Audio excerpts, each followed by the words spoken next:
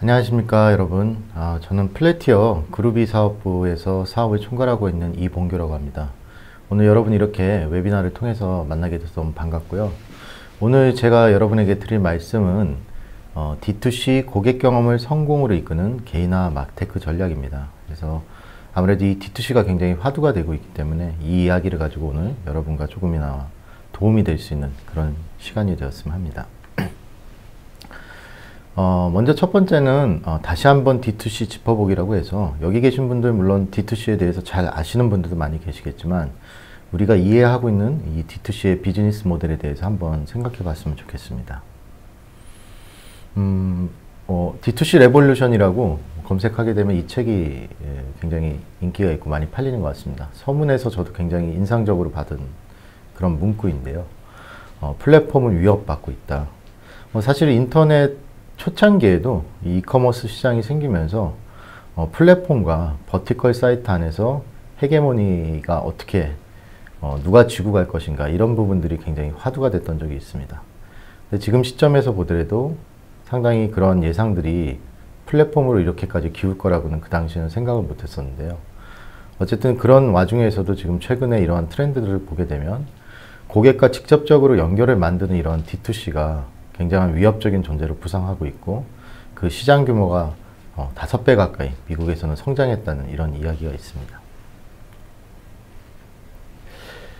과연 고객들은 이 D2C를 얼만큼 원하고 있을까? 사실은 이 시장의 트렌드도 중요하지만 사실 고객들이 얼마나 이러한 비즈니스나 서비스를 원하고 있을지, 이것도 중요한 부분이 아닐까 생각합니다. 미국에서 조사된 자료고 2018년 자료입니다. 향후 5년 동안 고객들은 과연 얼마나 이 D2C를 통해서 구매를 할 것인가에 대한 설문조사인데요. 여기 보시는 바와 같이 굉장히 많은 고객들은 이 D2C 서비스를 통해서 자신들이 기꺼이 소비를 하고 지불할 것을 이야기하고 있습니다. 또 하나 다른 해외의 자료인데요. 여기서도 보시는 것처럼 현재 D2C로 주로 무엇을 구매하나요? 라고 했는데, 굉장히 우리가 일상적으로 사용하던 소비재에서부터 다양한 종류의 이러한 이커머스 시장에서의 D2C 비즈니스가 활성화되고 있는 것을 보실 수 있습니다. 특히 제가 주목을 했던 것은 왜 D2C를 이용하나요? 라는 부분입니다. 그래서 여기 보시게 되면 실제로 1위의 설문조사에서 가장 많은 답변을 얻은 것은 상품의 상세한 정보가 알기 쉽다, 이런 부분이 있었습니다. 그리고 두 번째는 브랜드 공식 쇼핑몰에 대한 안심, 이것이 또 있었고요. 세 번째는 할인 등 특별한 구매 혜택이 이 D2C에 있다, 이런 부분이었습니다. 이 세 가지 이유들은 이게 국내나 해외나 다름없이 고객들이 특정한 상품에 대한 어떤 컨셉이라든지 세계관을 잘 이해할 수 있고, 거기다가 이게 D2C이기 때문에 고객들조차도 가격적인 부분이라든지 구매 혜택적인 부분에서 분명히 유리할 것이다 라는 것은 잘 인지되고 있는 것 같습니다. 그렇기 때문에 이런 D2C가 향후에도 고객들에게 꾸준한 관심을 불러일으키고, 또 실제 D2C를 통한 소비도 늘어날 것이라고 보고 있습니다. D2C 비즈니스의 특징들을 잠깐 살펴보겠습니다. 먼저 D2C의 정의에 대해서 여기 계신 분들 잘 아시겠지만, 첫 번째 우리는 이제 유통 방식에 대한 부분을 흔히 이야기합니다. 그래서 도소매를 거치지 않고 고객과 직접 거래하는 방식, 이러한 부분 때문에 D2C 비즈니스가 잘 알려지고 또 비즈니스의 장점들이 부각되고 있는데요. 조금 더 들여다보면 그 외에도 이러한 비즈니스 특징들을 가지고 있습니다. 고객에게 직접 거래한다는 방식, 그 유통 방식 이외에도 고객과 직접 소통을 하고 고객에게 컨텐츠를 전달하고 공감을 공유한다는 부분이 있는데요. D2C를 진행하고자 하는 기업들, 또 실제 잘하고 있는 기업들을 보면 이미 브랜드가 오프라인에서 잘 알려져 있는 브랜드들도 있고, 또 스타트업 같은 경우들은 신규 브랜드들을 고객들과 SNS를 통해서 잘 전달하고 그 브랜드 컨셉들을 인지하고 공유하는, 이러한 부분에서 굉장히 뛰어난 능력들을 보여주고 있습니다. 어떻게 보면 이 D2C 비즈니스는 이런 브랜드 커뮤니케이션 비즈니스라고 이렇게 이야기할 수도 있겠죠. 세 번째는 D2C 비즈니스가 유통 방식이나 커뮤니케이션에 있어서 고객과 직접 소통을 하고 또 전달하고 하는 과정에서 이 고객들로부터 얻을 수 있는 데이터들이 생성되게 됩니다. 그래서 이런 데이터를 활용할 수 있는 데이터 비즈니스라는 의미에서도 이 D2C가 각광을 받고 있는데요. 한편으로 보면 이 D2C는 고객 데이터에 기반한 어떤 제품 기획이라든지 또 컨텐츠, 그리고 이 D2C만이 자유롭게 자신들의 플랫폼에서 고객에게 제안할 수 있는 다양한 기획전이라든지 이벤트들을 진행할 수 있습니다. 이런 것들을 다른 플랫폼보다도 자사의 사이트 안에서 또 자사가 운영하는 쇼핑몰 안에서 더욱더 빠르게 진행할 수 있는 것은 이런 직접적인 고객 데이터를 가지고 분석을 하거나 그것에 기반한 기획들이 가능하기 때문입니다. 그래서 어떻게 보면 D2C 비즈니스는 브랜드의 특색 또는 아이덴티티, 세계관이라고 하는 것을 SNS나 또는 브랜드가 직접 운영하고 있는 이커머스 플랫폼을 통해서 고객과 직접 소통하고 전달하는 그런 새로운 비즈니스 모델이라고 할 수 있겠습니다. 이러한 D2C의 비즈니스의 특징들은 사실은 D2C의 키팩터 오브 석세스, 즉 성공 요소이기도 하고 또한 리스크이기도 한데요. 이 부분을 잠깐 살펴보도록 하겠습니다. 아까 유통 방식에서 고객과 직접 거래할 수 있는 이러한 유통 방식을 가져가기 때문에 D2C 기업의 입장에서는 이익 구조에 대한 개선을 가져갈 수 있습니다. 그래서 이 부분이 결국은 고객한테 얼마나 혜택으로 돌아갈 수 있느냐를 비즈니스에 잘 반영하는 것이 중요할 텐데요. 고객들 역시 사실은 이러한 부분에 대해서 잘 인지를 하고 있습니다. 이것이 바로 D2C나 자사몰의 고객들이 기대하고 있는 부분이기도 하죠. 그래서 어떻게 보면 제품 가격 결정이나 판매 방식의 자유도가 높은 것이 D2C의 강점이라고 할 수 있는데요. 반면에 이러한 D2C의 유통 방식이 또는 가격 결정을 자유롭게 할 수 있는 그런 장점이 있는 반면에 저가 경쟁에서 문제가 발생하는 경우도 있는데요. 브랜드가 제공하는 제품의 품질이 차별성을 확보하기 어려운 경우에는 고객 혜택을 위한 가격 설정을 저렴하게 한다고 해도 이것들이 결국 경쟁으로 이루어져서 실패되는 사례도 있습니다. 미국에서 한때 유기농 식품이나 이런 것들을 $3에 판매한다는 그런 컨셉으로 나왔던 이러한 유기농 식품 슈퍼 같은 D2C 채널들도 이런 부분에서 사실 실패했던 사례들이 있습니다. 또 한 가지는 D2C의 유사한 어떠한 형태로서, 비즈니스 형태로서 자사몰 비즈니스를 하는 곳들이 있는데요. 특히 국내에는 이런 형태들이 많이 있습니다. 이런 경우에 자사몰만이 가진 어떤 가격 체계나 자사몰에서만이 줄 수 있는 그런 특별한 혜택들을 제공해야 하는데, 이런 것들이 기존의 판매 채널이나 기존 플랫폼에 제공하는 유통 채널들을 그대로 가져가기 때문에 이 부분이 사실은 실질적인 고객 혜택으로 이어지기 힘든 이러한 리스크를 가지고 있는 경우들이 있습니다. 반면에 이런 리스크들을 또 하나 해결하는 방법으로서 최근에 재미있는 비즈니스 모델들이 해외에서 보이기 시작했는데요. 예를 들면 프리미엄 제품을 가지고 온리 원 채널로서 저가 정책을 탈피하는 그러한 성과를 올리고 있는 D2C 비즈니스들도 주목을 받고 있습니다. 두 번째 브랜드 커뮤니케이션이라고 하는 이제 비즈니스 특성인데요. 이 성공 요소는 분명히 이 D2C가 가진 가장 큰 비즈니스 파워가 아닐까 그렇게 생각을 하고 있습니다. 특히 마케팅 비용을 극적으로 줄이고, 그리고 SNS나 또는 인플루언서들을 통해서 고객들과 직접 소통을 하면서 매스 마케팅에 들었던 비용 대비 굉장한 효과를 거두었고, 이를 통해서 확보된 고객들이 결국에는 에반겔리스트의 역할을 한다든지 커뮤니티를 형성하면서 마케팅 효과가 극대화되는 것이 이 D2C 비즈니스의 강점이기도 했습니다. 반면에 리스크를 저희는 고객 획득 비용이라고 봤는데요. 고객 획득 비용적인 측면에서 실질적으로 지금 말씀드렸던 것 같은 SNS 소통이라든지 어떠한 컨텐츠의 작성 비용이라든지 이런 것들이 굉장히 사실은 가격들이 상승하고 비용들이 상승하고, 이에 온라인 마케팅까지가 가산을 하면서 궁극적으로 사실은 이러한 마케팅 효과를 위해서 진행했던 모든 활동들이 엄청난 고객 획득 비용에 높아지는 그런 리스크를 안게 돼서 실패하는 기업들도 나오고 있습니다. 그래서 어떻게 보면 이러한 것들을 개선을 하기 위해서는 단순하게 우리가 고객을 획득한다는 개념이 아니라 실질적으로 구매로 이어지는 구매 고객의 전환 효과를 어떻게 높일 것인가 하는 것이 굉장히 중요한 부분이 아닐까 생각합니다. 세 번째는 우리가 고객들로부터 직접적으로 얻을 수 있는 이 데이터 기반에 대한 부분인데요.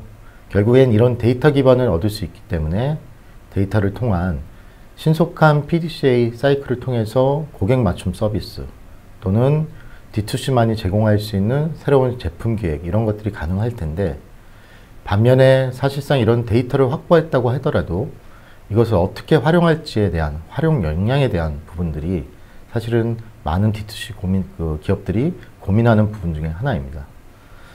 또 하나는 이런 데이터들을 활용하여서 점점 더 상품의 구색들을 또 늘려간다든지 새로운 서비스들을 늘려가면서 고객들의 생애 가치를 높이거나 재구매들을 더 늘릴 수 있는 이런 리텐션의 고객 유지율들을 높여야 되는 부분들이 있는데, 사실 이러한 부분들을 데이터에 근거해서 잘 활용하고 있는 것들이 그렇게 많지 않다는 것도 사실인 것 같습니다. 그렇기 때문에 사실 이 D2C 비즈니스에서는 제품을 판매하는 방식이 예전부터 서브스크립션 방식을 사용하는 경우가 많았습니다. 이런 것들이 아마도 고객 유지율이라든지 생애 가치와 관련된 그런 부분들을 강점을 살리기 위한 비즈니스 모델이 아니었었나 이런 생각을 해보게 됩니다. 여기서 보신 것처럼 고객 혜택이라든지 고객 소통, 고객 맞춤 서비스, 이것을 한마디로 정의한다면 어떻게 보면 고객들에게 만족스러운 고객 경험이라는 가치를 제공하기 위한 것이라고 볼 수 있겠습니다. 그래서 이 고객 경험들을 어떻게 향상시킬 수 있는가가 결국에는 D2C의 성공 요소가 될 수도 있고 때에 따라서는 치명적인 비즈니스 리스크가 되기도 한다는 것을 생각해 볼 수 있겠습니다.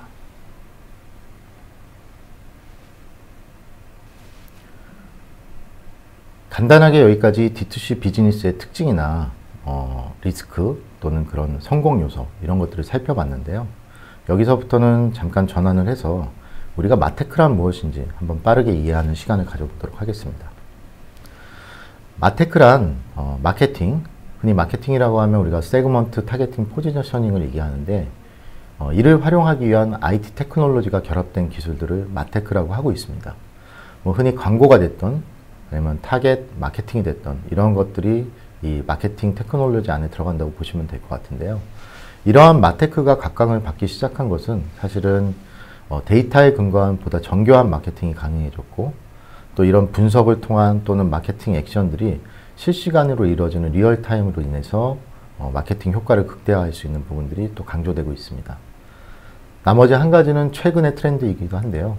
이러한 마케팅 활동들의 마케터들을 지원하는 강력한 무기로서 인공지능이라는 것들이 이 마테크 기술 안에 합쳐지면서 굉장한 주목도를 높이고 있다고 보고 있습니다. 여기 보시는 것은 마테크 랜드스케이프입니다. 굉장히 많은 전 세계의 마테크 솔루션들의 기업들이 이렇게 지도 형태로 나와 있다고 보시면 될 것 같고요. 글자가 작아서 자세히 보이시지는 않겠지만 어쨌든 이런 2011년에는 사실 이러한 전 세계 마테크 솔루션 기업들을 모았을 때 한 150여 개가 됐다고 합니다. 근데 2020년에 이런 각 마테크 기업들이 8,000개까지 가파르게 약 5,000배 이상 이렇게 증가한 것을 보면 정말 이 마테크 시장에서 다양한 고객들의 니즈들을, 또한 D2C 기업 같은 또는 이커머스 기업들에게 도움이 될 수 있는 이런 다양한 기술들이 점점 더 늘어나고 확장되고 있다는 것을 이해하실 수 있을 것 같습니다. 방금 보셨던 랜드스케이프 안에도 여러 가지 카테고리들이 있는데요. 저는 오늘 여기서 특히 중요시 생각하는 이 고객 경험 향상, 이런 부분을 위해서 활용할 수 있는 마테크 기술들이 어떤 카테고리인지 한번 살펴보겠습니다. 그래서 오른쪽에 보시는 것 같이 어떻게 보면 광고 프로모션이라든지 이런 부분들도 존재하지만 이 개인화라든지 고객 경험 향상을 위한 부분들은 이 컨텐츠 앤 익스피리언스라는 이런 카테고리에 속하게 되고요. 이 카테고리 안에 세부적인 부분을 보게 되면 특히 개인화 또는 최적화, 테스팅, 그리고 마케팅 자동화, 이러한 부분들이 실제로 고객 경험 향상에 크게 영향을 미칠 수 있는 주요 기능이 담겨진 이러한 솔루션군이라고 볼 수 있겠습니다.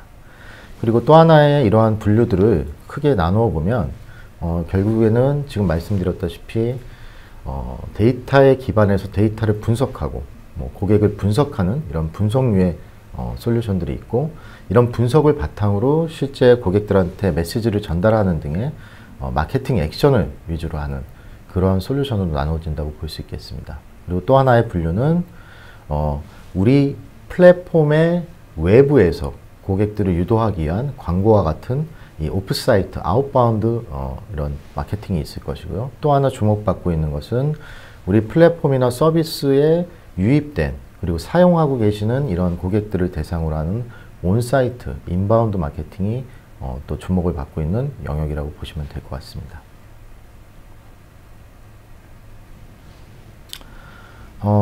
D2C에 대한 부분, 그리고 마테크에 대한 부분은 아주 짧게나마 제가 살펴봤는데요. 결국 이 D2C를 어떤 식으로 D2C 비즈니스를 위해서 이런 마테크 기술들을 어떻게 활용하고 있는지, 또 어떻게 활용할 수 있는지, 이 부분에 대해서 조금 설명드리도록 하겠습니다. 사실 D2C라는 개념이 반드시 온라인에 국한된 개념은 아닙니다. 하지만 많은 D2C 비즈니스들이 사실은 온라인과 인터넷을 통해서 실질적으로 그 비즈니스를 하고 있는 만큼 저는 여기서 D2C를 온라인상의 비즈니스 모델로 보고 설명을 드리고자 합니다. 그래서 앞서 말씀드렸던 이러한 D2C의 고객 경험이라고 하는 것은 결국 이커머스 고객 구매 여정과도 아주 비슷한 형태를 띠고 있습니다. 결국 이러한 이커머스의 기존의 고객 구매 여정에서 발생했던 고객 행동들 또는 고객 경험들이 D2C에서도 마찬가지 중요한 성공 요소가 되고 있다고 보고 있습니다. 그래서 오른쪽에 보시는 그림처럼 우리가 고객들을 우리 이커머스 플랫폼 또는 D2C 플랫폼에 유도하는 것은 채널 마케팅이라고 하고 있습니다. 그래서 특히 D2C가 잘하는 것은 이런 SNS 마케팅이라든지 동영상이라든지 이런 것들을 통해서 고객들을 우리 사이트, 즉 우리 플랫폼에 있는 온사이트 쪽으로 유도를 하게 됩니다. 이 온사이트에 오시게 되면 D2C의 플랫폼들도 기존의 이커머스와 마찬가지로 고객들이 사이트에 들어오셔서 랜딩을 하고 어떠한 상품이나 콘텐츠들이 있는지 탐색을 하고 또 회원가입을 하고 상품을 살펴보고 구매하는 이런 프로세스들을 거치게 됩니다. 그리고 어떻게 보면 실제로 고객들의 구매 의지라든지 구매 의욕이 가장 높아지는 것은 채널로부터 실제 우리 플랫폼에 유입된 이 온사이트 상에서 발생된다고 보시면 될 것 같습니다. 그리고 이러한 고객들이 회원가입을 했을 때 이 고객들에 대한 회원 정보를 바탕으로 이분들을 다시 불러 모으기 위한 마케팅을 리텐션 마케팅이라고 하고 또 오프사이트 마케팅이라고 하고 있습니다. 그래서 어떻게 보면 실질적으로 타겟할 수 있는 볼륨상으로 봤을 때는 채널상에서 가장 많은 고객 후보군들을 우리가 모을 수 있겠지만 실제로 그 고객들이 회원가입을 하거나 어떠한 메시지에 대한 수신 동의를 하는 경우들은 굉장히 그 비중이 점점 더 줄어들 수밖에 없습니다. 그런 의미에서 봤을 때는 실제로 구매 의지가 높아지고 또 컨텐츠에 대한 관심도가 굉장히 높아진 온사이트 상에서의 고객들을 어떻게 타겟팅하고 이 고객들을 잘 유도할 수 있느냐가 지금 앞서 말씀드렸던 고객 획득 비용이라든지 또는 고객 생애 가치라든지 이런 부분들을 개선하기 위한 전환율 향상 이런 부분들을 전략적으로 활용할 수 있는 부분이 아닐까 생각합니다. 그리고 실제로 온사이트 마케팅은 우리 플랫폼에 유입된 고객을 대상으로 하지만 반드시 회원이 아닌 비회원 고객들도 타겟팅의 대상입니다. 그렇기 때문에 보다 폭넓게 오프사이트보다도 더 많은 고객 볼륨을 타겟팅할 수 있다는 점이 장점이 될 수 있고요. 또 한 가지는 이러한 고객들이 초기에 회원으로 유도되고 그 다음 단계로 이어지는 온보딩 효과에 있어서 가장 큰 기여를 하는 그런 마케팅이 된다고 보시면 될 것 같습니다. 실제 여기 나와 있는 그림은 온사이트 개인화 타겟팅을 하거나 세그먼트 타겟팅을 하는 이런 부분이라고 보시면 될 것 같고 그때 사용하는 각종 조건들 또 변수들이라고 보시면 될 것 같습니다. 그래서 예를 들면 어떤 디바이스로 접속을 했는지 또 고객 유형은 첫 방문자인지 재방문자인지 회원인지 아닌지 그리고 이분들이 지금 현재 우리 이커머스 플랫폼 D2C 플랫폼에 들어오셔서 어떤 상품들을 보고 있고 어디에 어떤 컨텐츠에 관심을 갖고 있는지, 무엇을 검색하는지, 또 언제 오셨던 고객인지, 이러한 것들의 조건을 가지고 고객들을 타겟팅하게 됩니다. 오른쪽에 보시면 제가 CAC를 개선하는 채널 행동 타겟팅이라고 했는데요. 고객 획득 비용에 대한 부분을 개선하기 위해서 타겟팅을 한다면 우리가 각각 운영하고 있는 소셜미디어라든지 아니면 검색 광고라든지 컨텐츠라든지 이런 것들이 다양하게 있을 겁니다. 그래서 각각의 채널로부터 유입된 고객들, 그리고 그 고객들을 획득하기 위해서 들었던 비용들을 조금이라도 개선하고 회원으로 돌리고 구매 전환을 시키기 위해서는, 예를 들면 소셜로부터 들어온 고객들은 이러한 컨텐츠를 보고 들어왔기 때문에 우리 커머스 사이트 안에 또는 D2C 사이트 안에서 어떤 컨텐츠나 상품에 관심을 가지실 거야. 또 이분들은 처음 온 고객이기 때문에 우리가 가지고 있는 브랜드 컨셉에 대한 내용들을 전달했을 때 더욱 효과가 있을 거야. 그래서 그러한 고객들의 채널 행동에 맞춰서 또는 유형 행동에 맞춰서 유도하고 또 컨텐츠를 유도하거나 그 컨텐츠를 제시하는 이러한 이제 새로운 인터랙션한 이런 부분들이 가능한 것이 온사이트 개인화라고 보시면 될 것 같습니다. 예를 들면 여기 CLV를 개선하는 구매 행동 타겟팅도 있는데요. 결국에는 이런 CLV, 고객 생애 가치를 이제 더 향상시킬 수 있는 부분들은 결국에는 구매 전환율을 올릴 수 있는 타이밍입니다. 그래서 고객들이 어떤 상품에 관심을 보이는 행동을 했을 때, 또는 지금까지 구매 이력에서 특정 상품이나 특정 금액대를 구매했던 경험이 있는 이런 고객들을 타겟팅했을 때 실제로 이 고객한테 추천할 수 있는 상품 또는 이 고객한테 제시할 수 있는 혜택, 이런 거를 통해서 실질적으로 효과를 거두는 거라고 보시면 될 것 같습니다.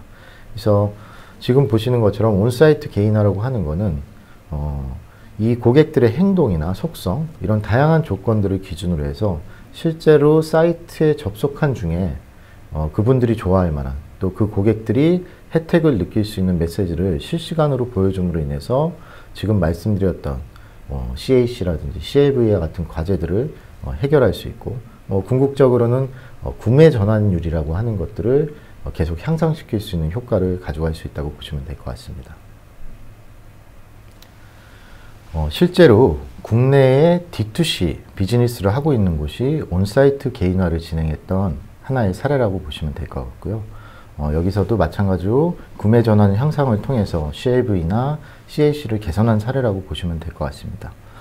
이 사례에서 실질적으로 사용된 마테크 기술이라고 한다면 지금 말씀드렸던 세그먼트 타겟팅, 그 다음에 실시간으로 이 타겟 고객들한테 메시지를 전달하는 온사이트 메시징, 그리고 어떤 조건이나 어떤 혜택들 아니면 어떤 컨텐츠가 고객한테 더 반응하느냐를 체크할 수 있는 A/B 테스트, 그리고 데이터 분석으로서는 고객들의 구매 패턴이나 구매 금액의 분포가 어떻게 되는지를 이제 분석하는 이런 4가지의 기능과 기술들이 활용됐다고 볼 수 있겠습니다.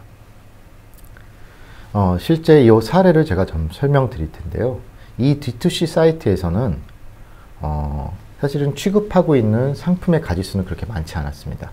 이 고객이 고민하셨던 것은 어떤 것이었냐면 실질적으로 페이스북이나 소셜에서 굉장히 많은 고객들의 호응을 얻고 제품에 대해서 관심을 가지고 D2C 사이트로 유입되는 고객들은 많았지만 구매 전환율이 떨어지는, 상대적으로 떨어지는 이런 고민을 안고 계셨고요. 그렇기 때문에 이렇게 유입된 고객들, 우리 제품 컨셉이나 브랜드에 호응을 해줬던 고객들이 좀 더 구매 전환율을 높이고 또 객단가를 높일 수 있는 방법들이 어떤 것이 있을까 고민했던 사례라고 보시면 될 것 같습니다.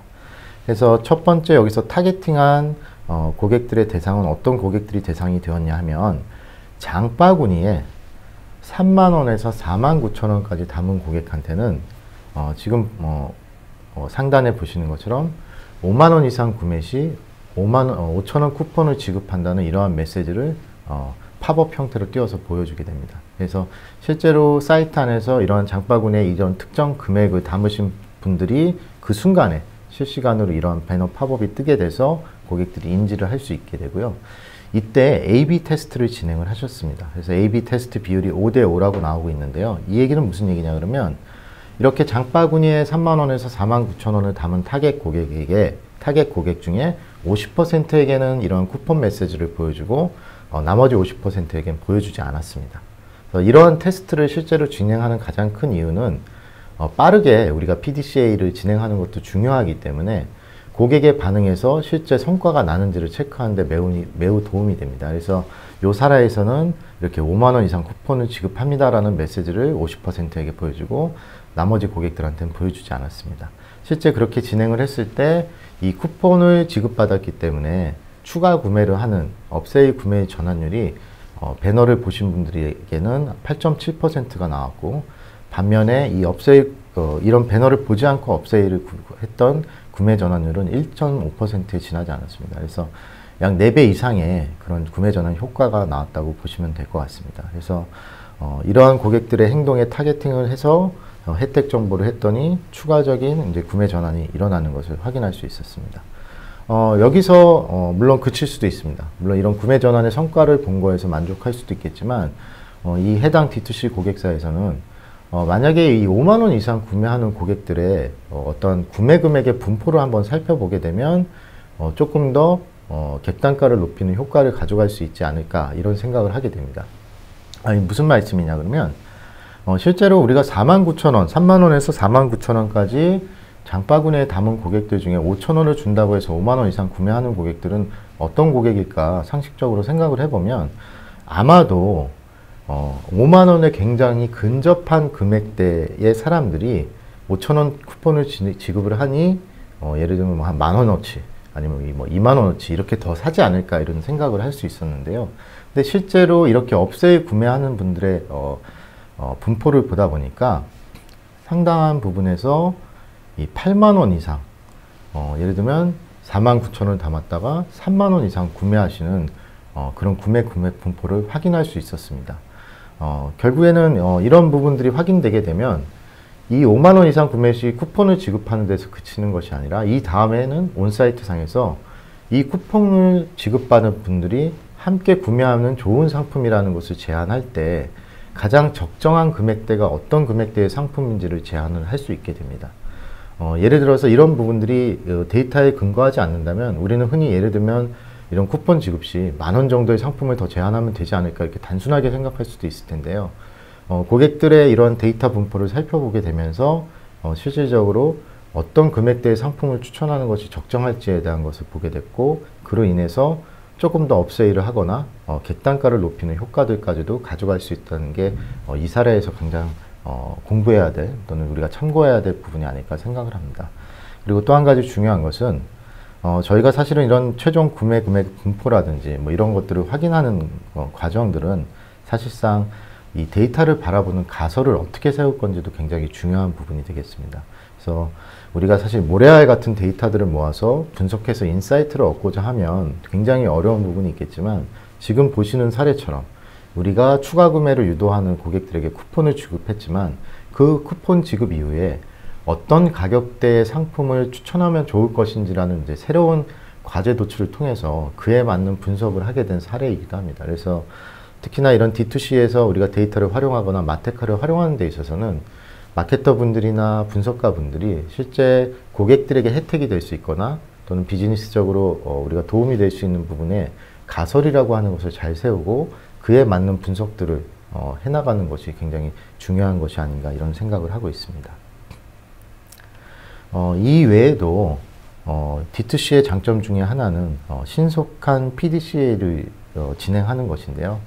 고객들의 어떤 형태나 반응들에 따라서 어떤 고객들한테 우리가 제안하는 것들이 더 효과가 있을지, 이런 것들을 검증하는 것이 굉장히 중요할 텐데 최근에는 이러한 것들을 하기 위해서 AI의 도움을 받기도 합니다. 그래서 여기서 보여드리는 사례는 어떤 것이냐면, 실질적으로 마케터나 분석가들이 수동으로 데이터를 분석하는 것이 아니라 일정 기간 동안의 고객들의 행동을 통해서 또는 고객들의 속성 등을 통해서 인공지능이 자동으로 고객을 세그먼트하고 분류하는 사례입니다. 그래서 보시는 바와 같이 뭐 예를 들면 RFM 분석이라고 하는 것은 마케터 분들이 많이 쓰시는 방법론 중에 하나인데, 고객들이 최근성, 언제 왔는지 또는 얼마나 자주 왔고 뭐 자주 구매했는지 또는 구매 금액은 얼만큼 되는지, 이러한 데이터들을 근거로 해서 자동으로 고객 세그먼트군을 나누게 됩니다. 그렇게 되면 이제 뭐 VIP 고객이라든지 이탈의 우려가 있는 고객이라든지 뭐 이러한 세그먼트들을 자동으로 분류할 수 있게 되는데요. 결국에는 이러한 분류들이 중요한 것은 고객들의 리텐션을 개선하는 데 굉장히 도움이 될 수 있습니다.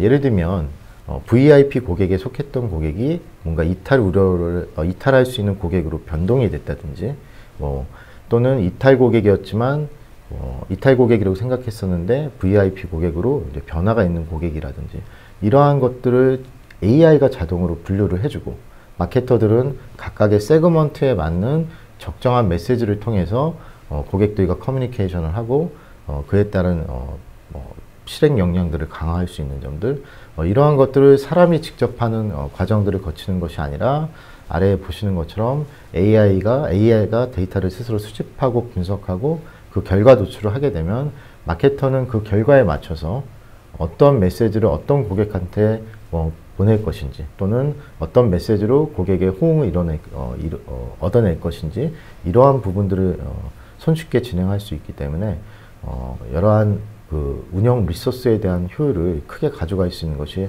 장점이 아닐까 생각합니다. 다음에서도 또한 이러한 분석들도 최근에는 가능해지고 있는데요. 예를 들면 같은 AI 세그먼트 중에서도 구매 확률이라고 하는 겁니다.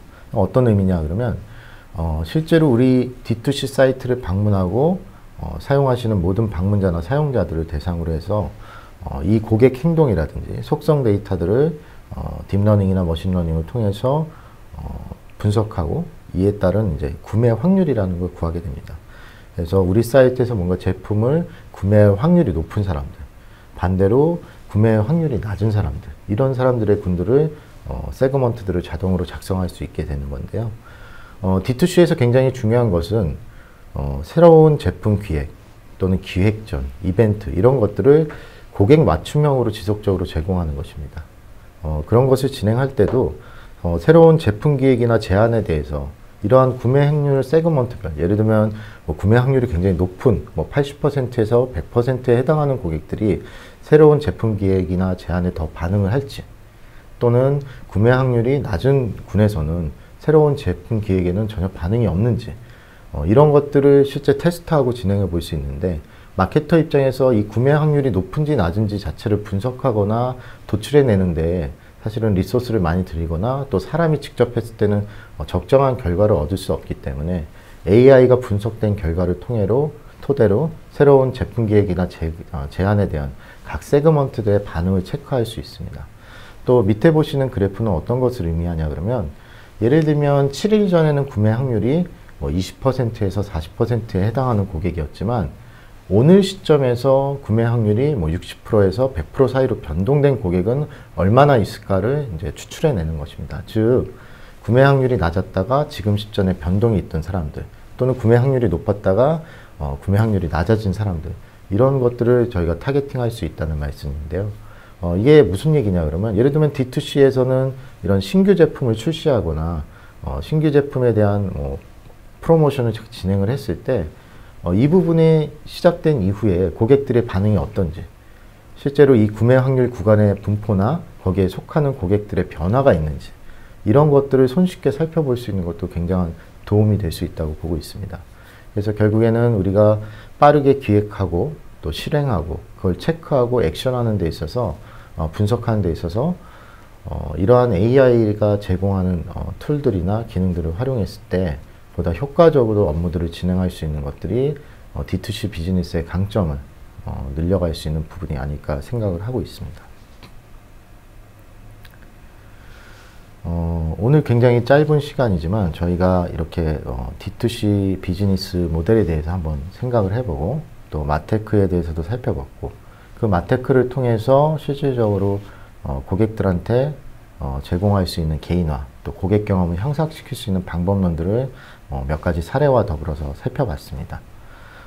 저희 회사에서도 사실 이런 D2C에 대한 비즈니스를 테크놀로지적으로 또는 이제 솔루션적으로 고객들한테 제안을 드리기 위해서 여기 보시는 것 같이 그 D2C 플랫폼이 기본적으로 갖춰야 될 커머스 플랫폼의 각종의 기능들 또는 업무들을 구현할 수 있는 이 커머스 플랫폼과 지금 말씀드렸던 것 같은 개인화 타겟팅 또는 온사이트 마케팅, 그리고 뭐 AI에 의한 세그먼트라든지 상품 추천이라든지 이러한 마케팅 플랫폼을 결합한 형태의 그루비 AI 커머스라는 것을 올해 7월에 출시를 앞두고 있습니다. 그래서 D2C 비즈니스를 진행하는 데 있어서 기본적인 커머스의 어떤 그런 기술과 기능들을 안정적으로 잘 갖춤과 동시에 AI 기반의 개인화 마케팅도 동시에 진행하는 것을 할 수 있는 이 기술 기반을 제공하는 것들을 목표로 하고 있습니다. 이 장표는 앞서서 보셨던 장표를 이제 마지막으로 한 번 더 리마인드를 하는 건데요. 결국에는 D2C 비즈니스의 장점이라고 하는 유통 방식, 그리고 브랜드 커뮤니케이션, 그리고 데이터 기반, 이런 것들은 궁극적으로는 우리가 고객 경험을 향상시키는 그런 데 목적이 있다고 볼 수 있겠습니다. 어디까지나 마테크 기술들은 이러한 비즈니스를 향상시키고 또 고객 경험을 향상시키기 위한 툴적인 부분이지만 이러한 메리트들을 살리면서도 리스크 포인트가 될 수 있는 부분들을 효율적으로 관리하고 또 이런 부분들의 역량들을 강화시킬 수 있다면 이런 마테크 기술들은 D2C와 반드시 함께 진행해야 될 그런 필수 요소가 되지 않을까 이렇게 생각합니다. 오늘 짧은 시간 이 D2C 비즈니스를 우리가 살펴보고 또 이와 연결될 수 있는 고객 경험을 향상시킬 수 있는 마테크에 대해서 살펴봤는데요. 이러한 시간 동안에 여러분들이 오늘 여러분들께 전달해드린 내용들이 조금이나 여러분들의 비즈니스와 업무에 도움이 됐으면 하는 바람입니다. 예, 경청해 주셔서 감사드립니다.